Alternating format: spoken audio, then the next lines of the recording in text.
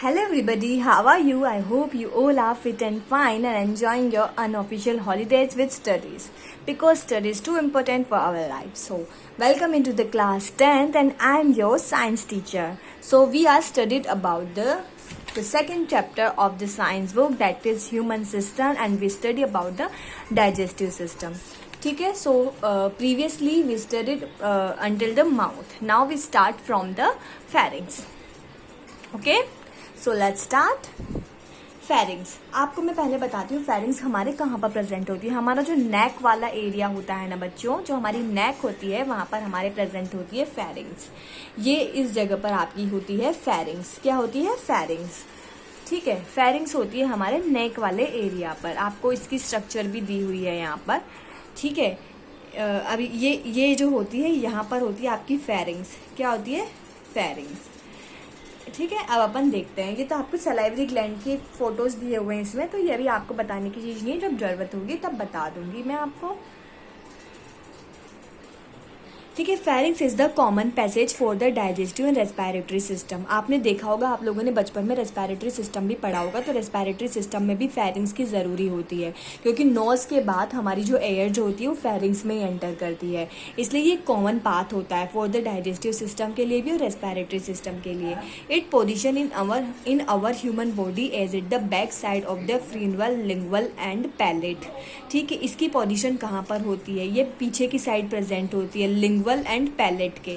हमारा जो माउथ होता है ना बेटा, माउथ, यहाँ पर जो हमारी जो आपने टंग की कभी स्ट्रक्चर पढ़ी हो बेटा, तो टंग जो होता है ना उसके उस पर मिलते हैं आपके फ्रिंगवा, लिंगवाल एंड पैलेट. तो ये हमारी जो टंग होती है ना, जहाँ पर उसकी एंडिंग हो रही होती है, वहाँ पर मिलता है आपका लिंगवल एंड पैलेट. तो उसकी जस्ट बाद से ही फेरिंग्स स्टार्ट हो जाती है, यानी हमारे नेक रीजन में ये प्रेजेंट होती है. ठीक है, यहाँ ठीक है. इट लुक्स लाइक अ सेक और फ्लास्क शेप. या तो ये बोरी जैसी होती है, सैक लेक जैसी, थैली जैसी, या फिर फ्लास्क जैसी. फ्लास्क आप जानते हो ना कैसा होता है, ऐसे अजीब सी शेप होती है फ्लास्क की, वैसी होती है. Food passes from the pharynx. Food कहाँ से? पहले तो सबसे पहले फूड को माउथ में लेते हैं और माउथ के बाद फूड कहाँ से पास होता है? From the pharynx. फेरिंग्स से पास होता है टू द ईसोफेगस. फिर ईसोफेगस में जाता है. पहले तो माउथ में होता है, फिर माउथ से फेरिंग्स में जाता है, फेरिंग्स से ईसोफेगस में जाता है. The pharynx, due to its structural feature, determine the food must not enter into respiratory canal and air into food canal. ठीक है, pharynx due to its structure feature. Pharynx का जो स्ट्रक्चरल फीचर्स ऐसे होते हैं कि ये डिटरमाइन करती है कि जो फूड होता है ना जिसे हम खाते हैं वो हमारी रेस्पिरेटरी कैनाल में एंटर ना करे, और जो खाना हम खाते हैं वो हमारी रेस्पिरेटरी कैनाल में एंटर ना करे, और जो एयर जो होती है वो फूड कैनाल में एंटर ना करे. ठीक है, फेरिंग्स की स्ट्रक्चर ऐसी होती है कि डिटरमाइन करती है कि जो फूड होता है वो रेस्पिरेटरी कैनाल में एंटर ना करे, और जो हमारी एयर होती है वो फूड कैनाल में एंटर ना करे. ठीक है, अब अपन देखते हैं आगे. तो आपको बात समझ आ गई कि इसकी स्ट्रक्चर ऐसी होती है ना कि ये फूड को आपके रेस्पिरेटरी कैनाल में नहीं जाने देती ताकि आपको सांस लेने में प्रॉब्लम नहीं हो. अगर रेस्पिरेटरी सिस्टम में फूड फंस जाएगा तो सांस लेने में प्रॉब्लम होगी, और आपके फूड को ये आपको जो आपका खाना होता है उसे तो रेस्पिरेटरी, और आपकी एयर जो होती है ना उसे हमारी फूड कैनाल में नहीं आने देती. क्योंकि अगर हमारी फूड कैनाल में एयर आती है तो हमें खांसी चलती है. आपने देखा होगा जब हम पानी वानी पीते हैं तो कई बार आपने सुना होगा स्लून चल गई, ऐसा बोलते हैं हम लोग. ऐसा इसलिए होता है क्योंकि हमारी जो एयर होती है ना, हंसते टाइम ऐसा जनरली होता है, वो हमारे फूड कैनाल में एंटर कर जाती है. तो फूड कैनाल में एंटर करने की वजह से हमें खांसी चलती है. ठीक है, These two canals opening are below the pharynx. इन दोनों कैनाल्स की ओपनिंग जो होती है फेरिंग्स के लास्ट में होती है. ठीक है, अब आपको मैं कैसे समझाऊं बच्चा लोग, जैसे आपकी फेरिंग्स होती है, फेरिंग्स में दो पाइप ऐसे होते हैं. ये तो होती है आपकी रेस्पिरेटरी कैनाल, ये होती है आपकी फूड कैनाल. ये दोनों आपस में ऐसी जुड़ी हुई होती है, और इन दोनों का एग्जिट होता है फेरिंग्स में. ये आपकी पूरी फेरिंग्स होती है. फेरिंग्स में आपकी इधर रेस्पिरेटरी कैनाल होती है, इधर फूड कैनाल होती है, और ये इसकी एग्जिट होती है. ठीक है, it is divided into 3 parts. अब फेरिंग्स को 3 पार्ट्स में डिवाइड किया है. पहला आता है नेजोफेरिंग्स. नेजोफेरिंग्स का मतलब होता है nasal part of the pharynx.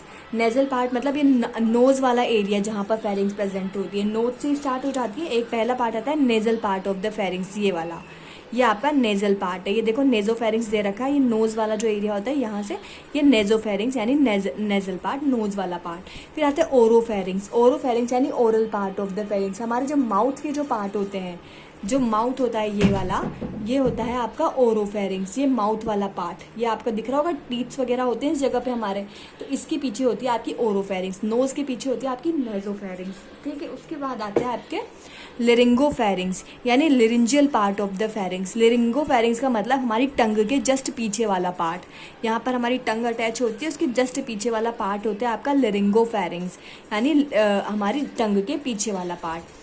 When food material passes through the pharynx, जब है ना फूड मटेरियल हम यहाँ खाते हैं और जब भी फूड मटेरियल खा के फेरिंग से पास होता है। नेजोफेरिंग्स तो क्या काम आती है, नेजोफेरिंग्स से तो एयर पास होती है, लेकिन जो ओरोफेरिंग्स होती है ना, यहाँ से हम फूड मटेरियल खाते हैं, वो कहाँ पर आता है, ओरोफेरिंग्स से। The epiglottis close the glottis and the prevent the entry of the food into trachea, ठीक है। अब आपको एक बात बताती हूँ मैं, ये आपकी फेरिंग्स है, दोनों मिला के आपकी फेरिंग्स है। ये तो आपकी फूड पाइप और ये रहता है आपका रेस्पिरेटरी पाइप, ठीक है। अब आप जब क्या करते हो, खाना खाते हो तो ऐसे आता है, वो तो दोनों में आएगा, मतलब खाना क्या होएगा, दोनों में खाना एंटर करना चाहिए। लेकिन होता क्या है, जो आपका जो रेस्पिरेटरी पाइप होता है ना, रेस्पिरेटरी पाइप को ट्रेकिया भी बोलते हैं, ये आपकी ट्रेकिया यानी रेस्पिरेटरी पाइप है। इसके ऊपर एक ढक्कन मिलता है, क्या मिलता है, एक ढक्कन प्रेजेंट होता है, ठीक है। इस ढक्कन को आप बोलते हैं एपिग्लोटिस, एक ढक्कन प्रेजेंट होता है जिसे आप बोलते हैं एपिग्लोटिस। तो ये ढक्कन जैसे ही आपका खाना आता है, ये ढक्कन क्या होता है, बंद हो जाता है। तो एपिग्लोटिस क्या करता है, जो आपकी एयर पाइप होती है यानी ट्रेकिया, इसको बंद कर देता है। तो अब जैसे ही खाना आया, वो केवल किस में जाएगा, इसमें, यानी फूड पाइप में।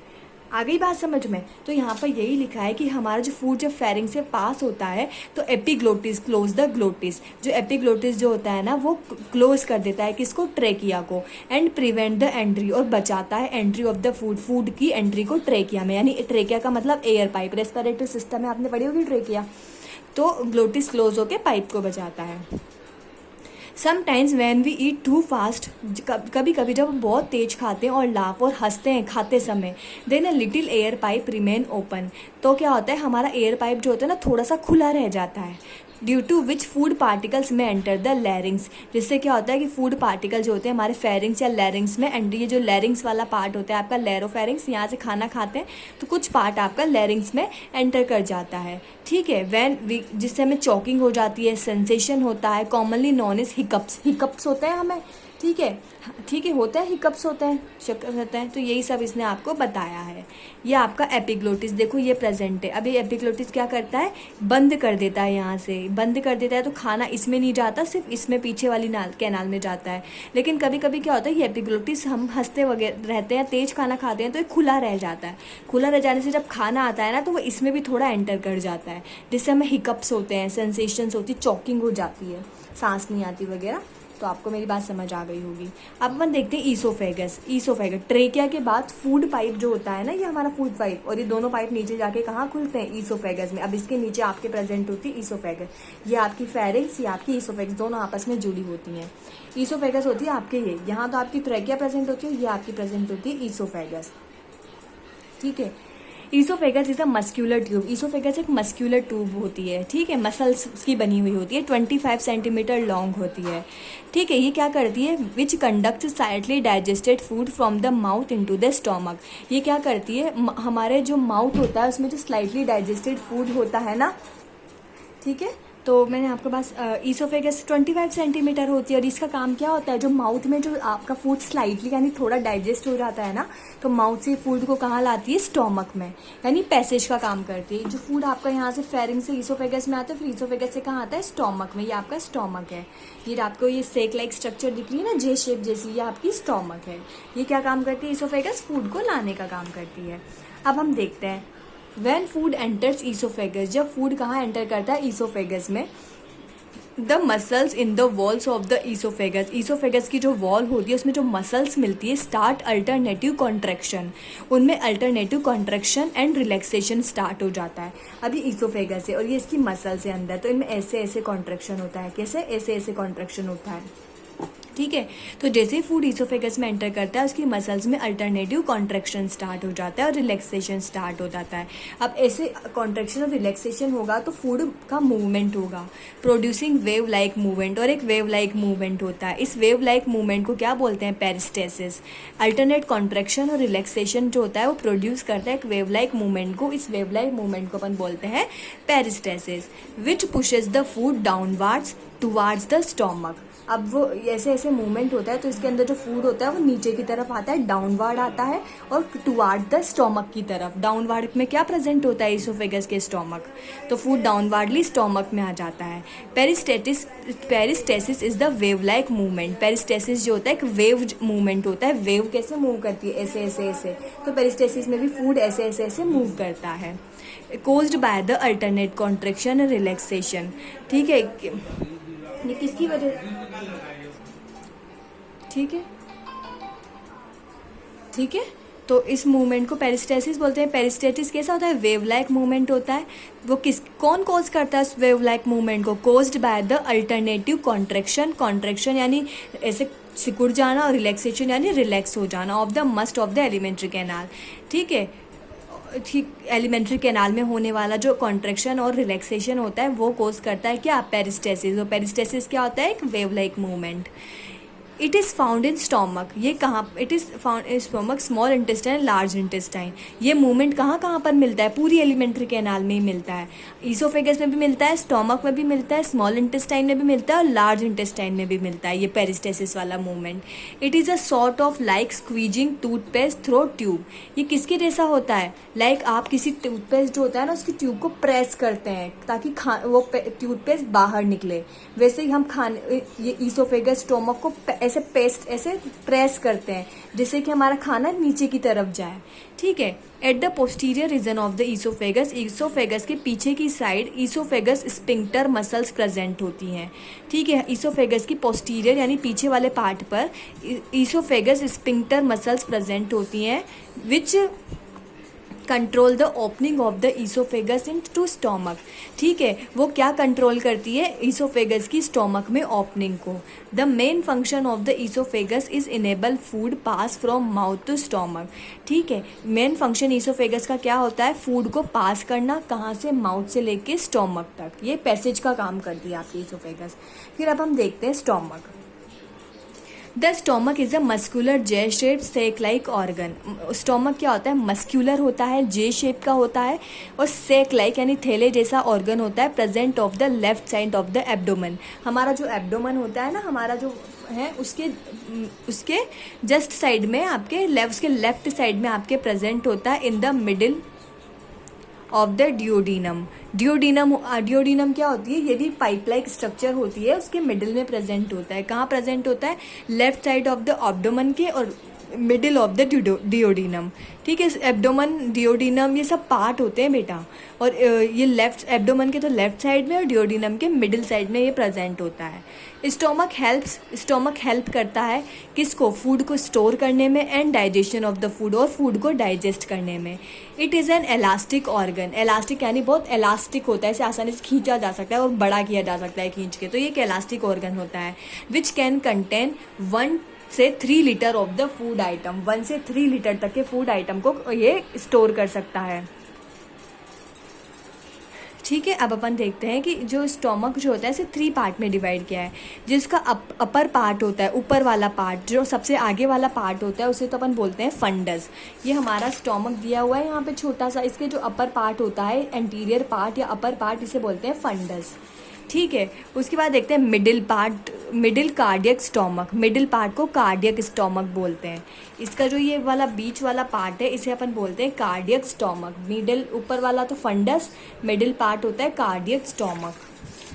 और स्टोमक का जो लोअर यानी पोस्टीरियर पार्ट होता है उसे अपन बोलते हैं एंट्रम या पायलोरिक स्टोमक। उसे अपन या तो पायलोरिक स्टोमक बोलते हैं या एंट्रम। तो 3 पार्ट हो गए, फंडस, कार्डियक स्टोमक और पाइलोरिक स्टोमक, और पाइलोरिक स्टोमक को एंट्रम भी बोलते हैं। The gastric gland present in walls secrete gastric juice. अब जो स्टोमक होता है इसकी वॉल्स में गैस्ट्रिक ग्लैंड्स प्रेजेंट होती हैं जो गैस्ट्रिक जूस के सिक्रीशन का काम करती हैं, ठीक है। और ये गैस्ट्रिक जूस क्या काम करता है, ये हेल्प करता है फूड के डाइजेशन में, which help in the digestion of food. These juice contain hydrochloric acid. ये जूस जो होता है इस जूस में हाइड्रोक्लोरिक एसिड प्रेजेंट होता है। किस कौन से जूस में, गैस्ट्रिक जूस में हाइड्रोक्लोरिक एसिड यानी HCl प्रेजेंट होता है, म्यूकस प्रेजेंट होता है और एंजाइम्स प्रेजेंट होते हैं। कौन से एंजाइम्स, पेप्सिन एंजाइम्स प्रेजेंट होते हैं। और ये एंजाइम्स क्या काम करते हैं, फूड के डाइजेशन का। Pyloric stomach lead to the small intestine by an opening called pylorus. अब पाइलोरिक स्टोमक जो होता है ना हमारे स्टोमक का लास्ट पार्ट होता है, लास्ट पार्ट होता है ये हमारा पाइलोरिक स्टोमक जो होता है, ये लास्ट पार्ट है, ये वाला, ये देखो ये लास्ट पार्ट होता है। तो ये पाइलोरिक स्टोमक क्या करता है, लीड करता है, क्या लीड करता है, इस स्मॉल जो स्टोमक होता है ना उसके स्मॉल इंटेस्टाइन में ओपनिंग को लीड करता है, क्योंकि लास्ट पार्ट होता है। तो ये अब स्टोमक कहाँ ओपन होता है, स्मॉल इंटेस्टाइन में। तो जो पाइलोरिक स्टोमक होता है वो लीड करता है इसको स्मॉल इंटेस्टाइन में ओपनिंग को, और इसकी ओपनिंग को अपन बोलते हैं पाइलोरस। क्या बोलते हैं, pylorus. Guarded by the pyloric sphincter muscles. और इसको कौन गार्ड करता है, कौन इसका सुरक्षित करता है, पाइलोरिक स्फिंक्टर मसल्स होती है। पाइलोरस के चारों तरफ पाइलोरिक स्फिंक्टर मसल प्रेजेंट होती हैं जो इसकी ओपनिंग को कंट्रोल करती है।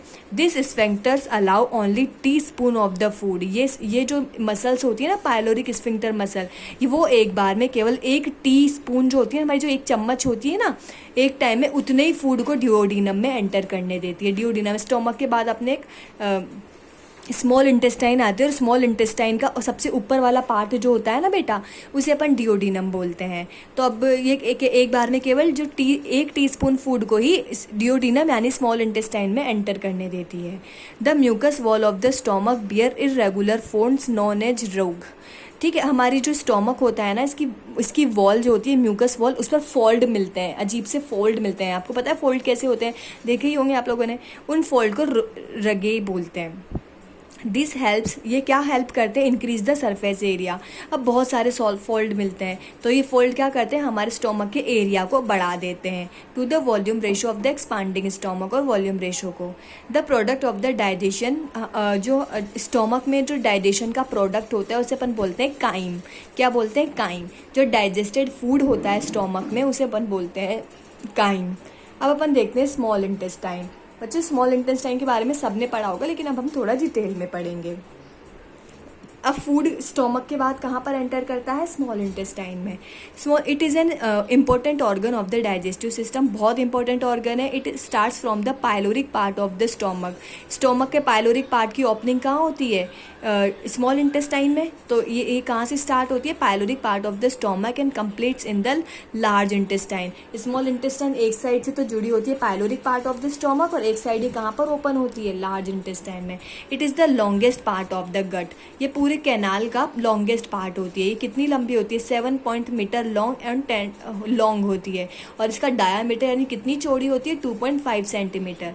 काइम क्या होता है, जो डाइजेस्टेड फूड बना था ना, ये देखो हमने यहाँ पढ़ा था कि जो डाइजेस्टेड फूड होता है इसे काइम बोलते हैं। तो एक काइम क्या होता है, एंटर करता है स्टोमक से कहाँ पर, स्मॉल इंटेस्टाइन में। और स्मॉल इंटेस्टाइन का मेन पार्ट क्या होता है, where most part of the digestion and absorption takes place.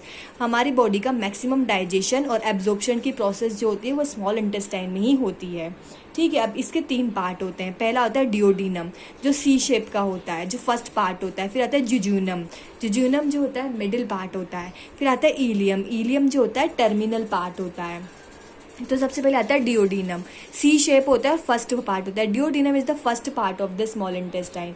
ये स्मॉल इंटेस्टाइन का फर्स्ट पार्ट होता है, कनेक्टेड टू द स्टोमक, जो स्टोमक से जुड़ा हुआ होता है। फर्स्ट पार्ट ये स्टोमक से जुड़ा हुआ होता है ऐसे, ठीक है। और स्मॉलेस्ट पार्ट होता है जो बहुत इंपॉर्टेंट रोल प्ले करता है in the chemical digestion of food. ये फूड के डाइजेशन में हेल्प करता है और स्मॉलेस्ट पार्ट होता है।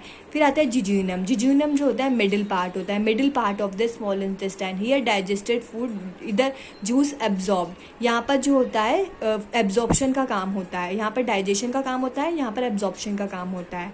Enterocytes takes part, absorbing of the food juice through the specific cells. Enterocytes जो होती हैं कि स्पेसिफिक सेल्स होती हैं, स्पेसिफिक सेल्स जो होती है फूड के जूस का एब्जॉर्प्शन का काम करती हैं। तो जिज्यूनम में कौन सा काम होता है, एब्जॉर्प्शन का, और डिओडियोनम में काम होता है आपके डाइजेशन का। फिर लास्ट पार्ट आता है इलियम। इलियम जो होता है टर्मिनल पार्ट होता है। Ileum is the last part of the small intestine. Ileum जो होता है स्मॉल इंटेस्टाइन का सबसे लास्ट पार्ट होता है।